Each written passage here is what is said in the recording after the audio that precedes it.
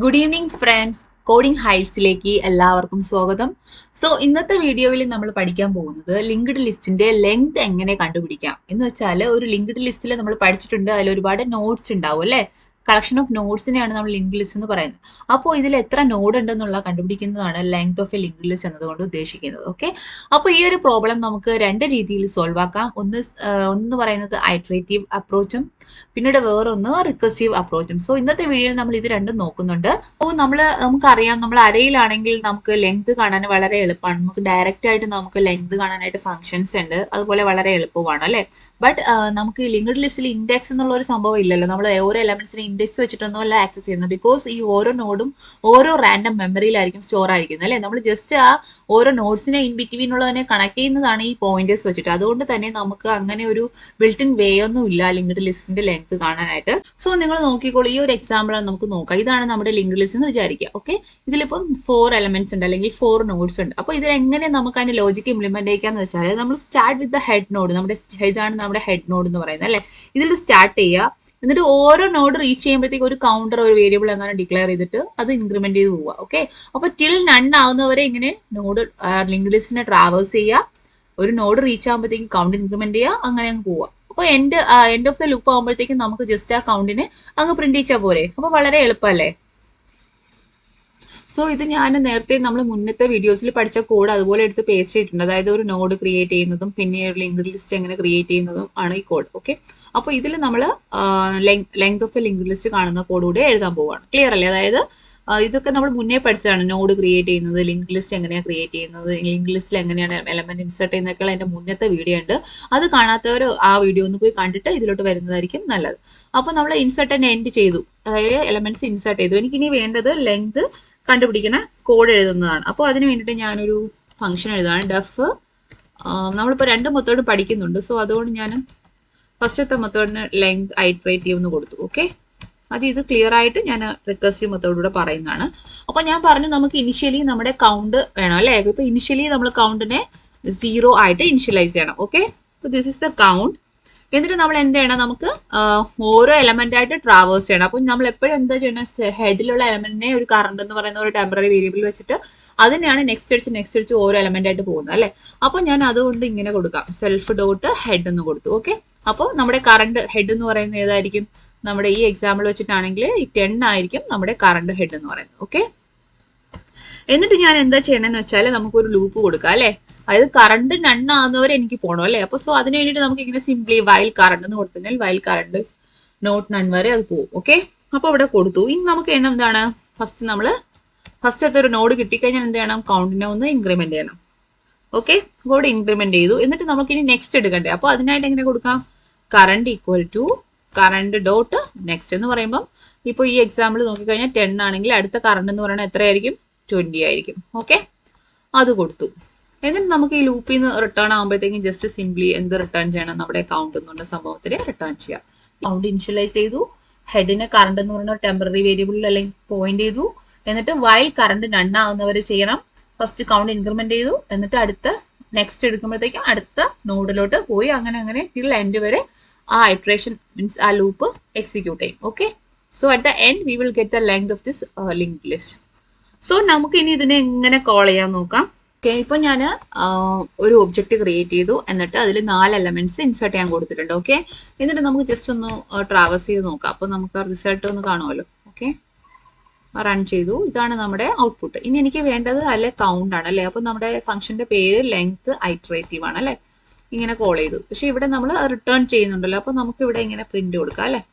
Print നമുക്ക് കൊടുക്കാം, ഇവിടെ ഒരു കണ്ടന്റ് കൊടുക്കാം, ലൈക്ക് ലെങ്ത് ഈക്വൽ ടു ഇങ്ങനെ വെച്ച് കൊടുത്തു. ഓക്കെ, ഇനി ഒന്ന് റൺ ചെയ്ത് നോക്കിയാലോ. ഇവിടെ നമുക്ക് കിട്ടി ലെങ്ത് എത്രയാണ്, 4 എന്ന് പറഞ്ഞ് കിട്ടി. ഇനി അടുത്ത് ഞാൻ പറയാൻ പോകുന്നത് റിക്കർസീവ് വേയിൽ എങ്ങനെയാണ്. റിക്കർഷൻ നമ്മൾ മുന്നേ പഠിച്ചിട്ടുണ്ട്. റിക്കർഷൻ എന്ന് പറഞ്ഞാൽ ഒരു ഫംഗ്ഷൻ അതിനെ തന്നെ കോൾ ചെയ്യണം. അതായത് റിക്കർസീവ് മെത്തേഡിൽ എങ്ങനെയാണ് വർക്ക് ചെയ്യുന്നത് വെച്ചാൽ, നമുക്ക് ആ റിക്കർഷൻ പറയുമ്പോഴത്തേക്കും അതിനൊരു ബേസ് കേസ് ഉണ്ടാവും, അതിനൊരു റിക്കർസീവ് കേസ് ഉണ്ടാവും അല്ലേ. അതായത് റിക്കർഷൻ എന്ന് പറഞ്ഞാൽ നമ്മളൊരു മെയിൻ പ്രോബ്ലത്തിനെ പിന്നെ സബായിട്ട് ഡിവൈഡ് ചെയ്ത് റിക്കേഴ്സീവ് ആയിട്ട് കോൾ ചെയ്യുന്നത്, അതായത് ഈ ഫംഗ്ഷൻ കോൾസ് ഇറ്റ് സെൽഫ് എന്ന് പറയാം. ആ ഒരു വർക്കിങ്ങിനെയാണ് നമ്മൾ റിക്കർഷൻ എന്ന് പറയുന്നത്. അപ്പോൾ റിക്കർഷൻ പറയുമ്പോഴത്തേക്കും അതിന് മെയിനായിട്ട് രണ്ട് കാര്യങ്ങൾ ഉണ്ടാവും. ഒരു ബേസ് കേസ് ഉണ്ടാവും, പിന്നീട് ഒരു റിക്കർസീവ് കേസ് ഉണ്ടാവും. അപ്പോൾ ഇവിടുത്തെ ബേസ് കേസ് നമുക്ക് പറയാം, if the list is M T നമുക്ക് പറയാം ലെങ്ത് ഇസ് 0. അതാണ് നമുക്ക് എക്സിറ്റ് ചെയ്യേണ്ട ഒരു കണ്ടീഷൻ. അതാണ് ബേസ് കേസ് എന്ന് പറയുന്നത്. അല്ലെങ്കിൽ ഇൻഡെഫിനിറ്റ് ആയിട്ട് ഇത് എക്സിക്യൂട്ട് ചെയ്തുകൊണ്ടേയിരിക്കും റിക്കർസീവ് കോൾ. സോ അവിടെ ഒരു ബേസ് കേസ് മസ്റ്റ് ആയിട്ട് ഉണ്ടാവണം. അപ്പോൾ ഇവിടുത്തെ കേസിൽ നമുക്ക് പറയാം ലെങ്ത് 0 ആണെങ്കിൽ, മീൻസ് നോ നോഡൊന്നും ഇല്ല എങ്കിൽ നമുക്ക് പറയാം അവിടെ ലെങ്ത് എന്ന് പറഞ്ഞാൽ 0 ആണ്. റിക്കർസീവ് കേസ് എന്ന് എന്താണെന്ന് വെച്ചാൽ നമ്മൾ എപ്പോഴും 1+ വീണ്ടും അടുത്ത നോഡ് കോൾ ചെയ്യുക, അങ്ങനെ കോൾ ചെയ്തുകൊണ്ടേ ഇരിക്കുക. അത് ഞാൻ കോഡ് എഴുതുമ്പോൾ നിങ്ങൾക്ക് കുറച്ചും കൂടി ക്ലിയർ ആവും. അപ്പോൾ അതിനായിട്ട് ഞാൻ ആദ്യം എഴുതുന്നത് ഒരു ഒരു ഹെൽപ്പർ ഫംഗ്ഷൻ ഞാൻ ആദ്യം എഴുതാം. റിക്കർസീവ്, ഓക്കെ, റിക്കർസീവ് ഹെൽപ്പർ എന്ന് പറഞ്ഞൊരു ഫംഗ്ഷൻ എഴുതി. അപ്പോൾ ഇതിനുള്ളിൽ ഞാൻ പറഞ്ഞു നമുക്കൊരു ബേസ് കേസ് ആദ്യം വേണം. ബേസ് കേസ് മീൻസ് എന്താണ്, അവിടെ എലമെന്റ് ഒന്നും ഇല്ല, അത് means end of the list ആണ് അല്ലേ. അപ്പോൾ അവിടെ ഞാൻ കൊടുക്കുകയാണ് ഇഫ്, നമുക്കിവിടെ കൊടുക്കാം, ഇവിടെ ഒരു ഇതുകൂടെ പാസ് ചെയ്യണം, മീൻസ് ഇവിടെ ഒരു ആ ലിങ്ക് ലിസ്റ്റ് അല്ലെങ്കിൽ ആ നോഡ് കൂടെ പാസ് ചെയ്യണം. അപ്പോൾ ഇഫ് നോഡിലൊന്നും ഇല്ല, അതായത് നോഡിന്റെ വാല്യൂ നണ്ണാണോ, നണ്ണാണെങ്കിൽ അതിന്റെ അർത്ഥം നമ്മൾ കഴിഞ്ഞു, നമ്മുടെ പരിപാടിയൊക്കെ കഴിഞ്ഞു. ജസ്റ്റ് നമുക്ക് റിട്ടേൺ ചെയ്യാം, എന്താണ് 0 എന്ന് പറഞ്ഞിട്ട് റിട്ടേൺ ചെയ്യാം. ഓക്കെ, അപ്പോൾ ഞാൻ അങ്ങനെയാണെങ്കിൽ റിട്ടേൺ 0 കൊടുക്കും. അതല്ലെങ്കിൽ നമുക്ക് ഇനിയുണ്ട് കുറെ കാര്യങ്ങൾ ചെയ്യാൻ അല്ലേ.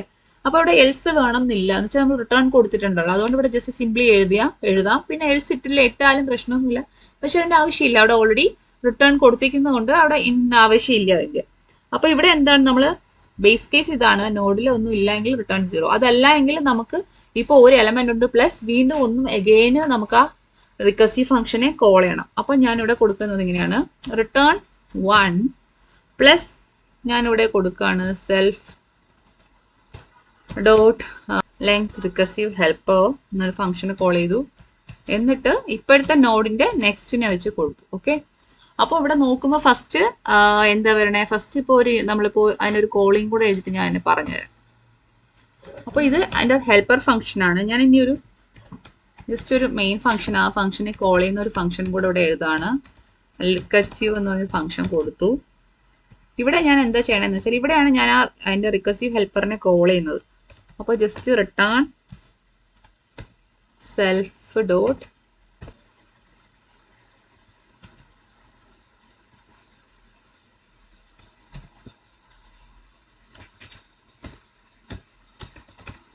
ഓക്കെ, ഇതൊന്ന് നോക്കിക്കോളൂ, ഞാൻ പറഞ്ഞുതരാം. ഇപ്പൊ നമ്മൾ ഈ ഒരു കോഡ് ഞാൻ കമന്റ് ആക്കി വെക്കാം. നമ്മൾ ഇതിൽ ചെയ്തില്ലേ, ഏതാണ് നമ്മൾ ഈ ഐട്രേറ്റീവ് മെത്തേഡ്സ് ചെയ്തത്, ഞാനൊന്ന് കമന്റ് ആക്കി വെക്കാം, എന്നിട്ട് ഞാൻ പറയാം എന്താ സംഭവം എന്നുള്ളത്. ഇപ്പൊ ഇവിടെ ഈ കോഡില്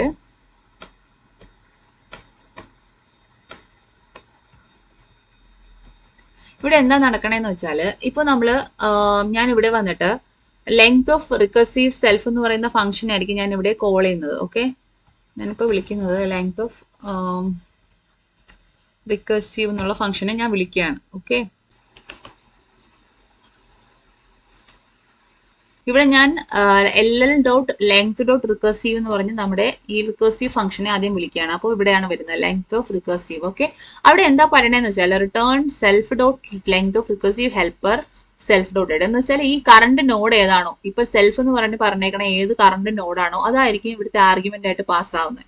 അപ്പോൾ അത് എവിടെയാ പോണേന്ന് വെച്ചാൽ അത് ഈ ഫംഗ്ഷനുള്ളിലോട്ട് പോകും. ഇതാണ് നമ്മുടെ റിക്കർസീവ് ഫംഗ്ഷൻ. ഓക്കെ, അപ്പൊ ഇത് ഒരു വട്ടം കോൾ ആക്കിയതേ ഉള്ളൂ. ഇവിടെ വന്നിട്ട് എന്താ പറയണേ, ഇവിടെ വന്നിട്ട് ഇപ്പൊ കറണ്ട് നോഡ് ഫോർ എക്സാമ്പിൾ നമ്മുടെ ഇൻപുട്ടിൽ ഫസ്റ്റ് 10 ആണ് ഉള്ളത്. അപ്പോൾ 10 ആണ് ഇവിടെ പാസ് ആവുന്നത്. അപ്പൊ നോക്കുന്നത് നൺ ആണോ, അല്ല. അങ്ങനെയാണെങ്കിൽ 1+1 ആയി. എന്നിട്ട് അടുത്ത എലമെന്റ് ഏതാണ്, self dot length of recursive helper of node dot next എന്ന് പറയുമ്പോൾ 20 ആയിരിക്കും അടുത്ത് പാസ് ആവണേ. അപ്പൊ എഗെയിൻ ഇങ്ങോട്ട് വന്നു, ഇപ്പൊ 1 ആയി. അപ്പോൾ 1 ഓൾറെഡി 1 ഉണ്ട്. അപ്പോൾ ഇതിന്റെ ഒന്നും കൂടെ ആഡ് ആകുമ്പോൾ 2 ആയി. 2+ അടുത്ത നോഡ് എന്ന് പറഞ്ഞാൽ 30 ആയിരിക്കും. മനസ്സിലാവുന്നുണ്ടോ? അങ്ങനെയാണ് റിക്കർസീവ് കോൾ ഇവിടെ വർക്ക് ആവുന്നത്. ക്ലിയർ അല്ലേ? അപ്പോൾ ഇവിടെ നമ്മൾ 2 ഫംഗ്ഷൻസ് യൂസ് ചെയ്യുന്നുണ്ട്. ഇതാണ് നമ്മുടെ എക്സാക്ട് റിക്കർഷൻ എന്ന് പറയുന്നത്. ഇത് നമ്മൾ ജസ്റ്റ് ആ റിക്കർഷൻ ഫംഗ്ഷനെ കോൾ ചെയ്യാൻ വേണ്ടിയിട്ട് മാത്രം യൂസ് ചെയ്യുന്ന ഒരു ഫംഗ്ഷൻ ആണ്. അപ്പോൾ ഇവിടെ ജസ്റ്റ് നമ്മൾ ആ സ്റ്റാർട്ടിങ് നമ്മുടെ ഹെഡ് ആണ് ഇവിടെ പാസ് ചെയ്യുന്നത്, ഹെഡ് നോഡ് ആയിരിക്കും പാസ് ചെയ്യുന്നത്. പിന്നെ ഇവിടെ നിന്ന് അതിന്റെ നെക്സ്റ്റ് അടിച്ച് ഒന്ന് വെച്ച് ആഡ് ആക്കി പോവുക ചെയ്യണം. ഓക്കെ, അപ്പോൾ നമുക്ക് പഴയ ഔട്ട്പുട്ട് തന്നെ കിട്ടും. പക്ഷെ ഇവിടെ ഡിഫറൻസ് എന്താണെന്ന് നമുക്ക് അതുകൂടി ഞാൻ പറഞ്ഞുതരാം. ഈ ഐട്രേറ്റീവ് മെത്തേഡും റിക്കർസീവ് മെത്തേഡും നമ്മൾ ഡിഫറൻസ് നോക്കാം. അതായത് നമ്മൾ പറഞ്ഞു ഐട്രേറ്റീവ് മെത്തേഡ് ആയാലും റിക്കർസീവ് മെത്തേഡ് ആയാലും നമ്മൾ n നോഡ്സ് ഉണ്ടെങ്കിൽ n ടൈംസ് ട്രാവേഴ്സ് ചെയ്യുന്നുണ്ട് അല്ലേ. അതുകൊണ്ട് തന്നെ അതിന്റെ കോംപ്ലക്സിറ്റി എന്ന് പറയുന്നത് ഓർഡർ ഓഫ് n തന്നെയാണ് രണ്ട് മെത്തേഡിനും. ഇതിനാണ് ഈ ഐട്രേറ്റീവ് മെത്തേഡിനും റിക്കർസീവ് മെത്തേഡിനും അതിന്റെ ടൈം കോംപ്ലക്സിറ്റി എന്ന് പറയുന്നത് ഓർഡർ ഓഫ് n തന്നെയാണ്. പക്ഷേ സ്പേസ് കോംപ്ലക്സിറ്റിയുടെ കാര്യം എടുക്കുമ്പോൾ നമ്മൾ ഐട്രേറ്റീവ് മെത്തേഡിൽ നമ്മൾ എക്സ്ട്രാ സ്പേസ് ഒന്നും യൂസ് ചെയ്യുന്നില്ല അല്ലെ, എക്സ്ട്രാ മെമ്മറി ഒന്നും യൂസ് ചെയ്യുന്നില്ല. അതുകൊണ്ട് തന്നെ അവിടെ സ്പേസ് കോംപ്ലക്സിറ്റി എന്ന് പറയുന്നത് ഓർഡർ ഓഫ് 1 ആണ്.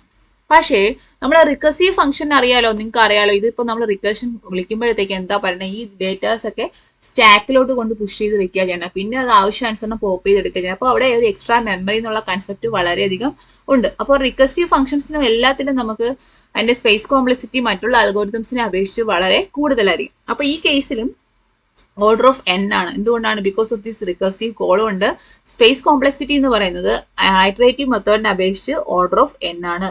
ഐട്രേറ്റീവ് ആണെങ്കിൽ ഓർഡർ ഓഫ് 1 ആണ്. ഓക്കെ, ബെസ്റ്റ് മെത്തേഡ് ഏതെന്ന് ഇവിടെ ചോദിക്കണമെങ്കിൽ നമുക്ക് പറയാം. നമുക്ക് ലാർജർ ലിസ്റ്റ് ഒക്കെ ആണെങ്കിൽ ബെസ്റ്റ് നമ്മൾ ഐട്രേറ്റീവ് മെത്തേഡ് യൂസ് ചെയ്യുന്നത് തന്നെയാണ് best.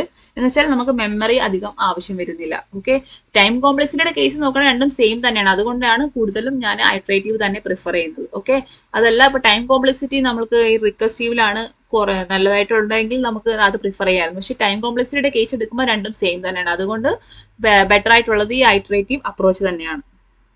That's it for today's video. Thank you for watching. Have a nice day.